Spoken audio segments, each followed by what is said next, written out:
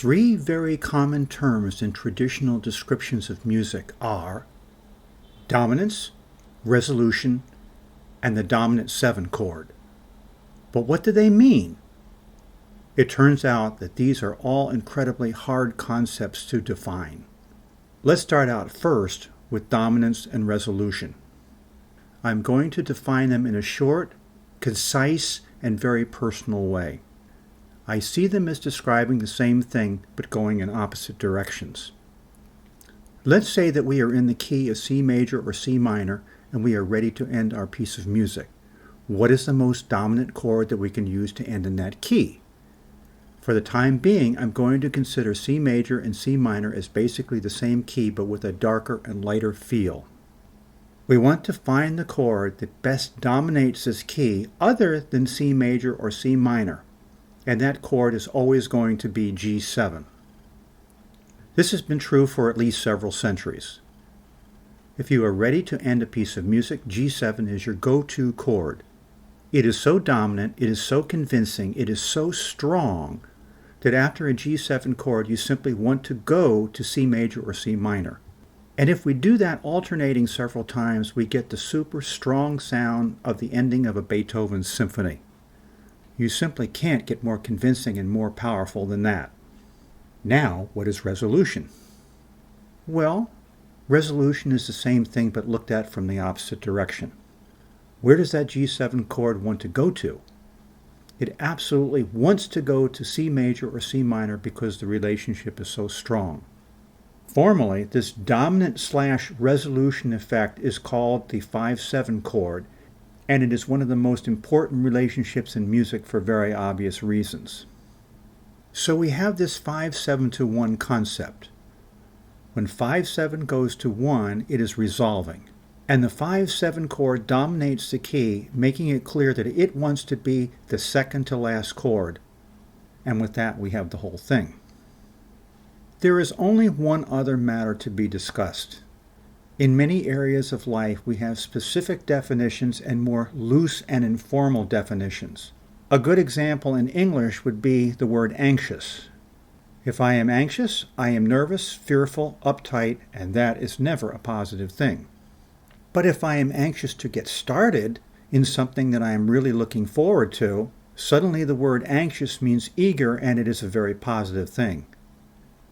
That eager meaning is less formal and less specific, and conservative grammarians object to it, but it is also popular and has been used by everyone for a very long time. In much the same way, the 5-7 chord is labeled as a dominant 7 chord for two very different reasons. The first is specific, because in this case the dominant 7 chord is going to go to the key that is the fifth lower than its root. That means that a G7 chord is either going to go to C major or C minor, and it is a dominant 7 chord in the truest sense. I'm going to play several examples of this Beethoven style just to literally and figuratively hammer in the concept. I will resolve these dominant 7 chords by going directly to where they most want to go. Listen to how I do this.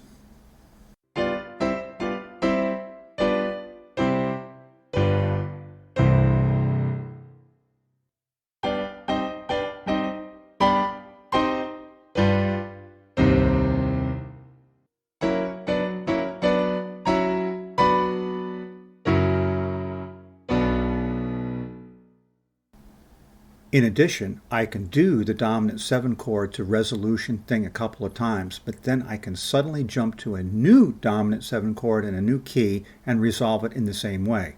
If you do this, your mind will leave the original key and you will be taken to the new key, which will convince you that that's where you really wanted to go. Let's see if I can make that happen convincingly right now.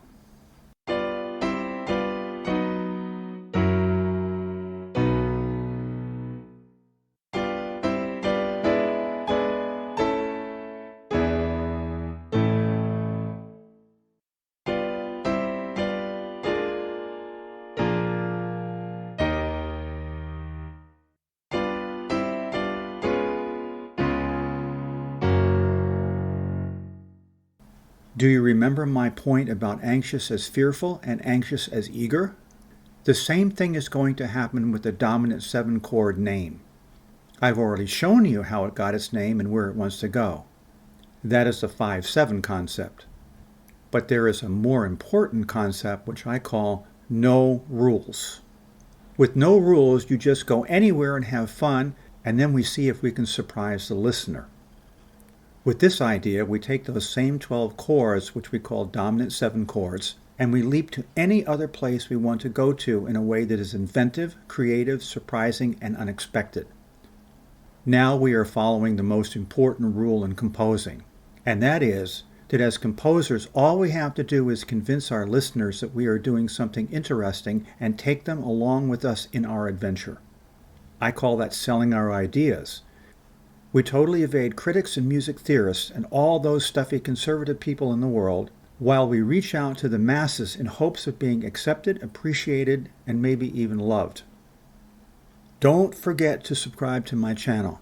Please tell me what you like and what you would like to see in the future.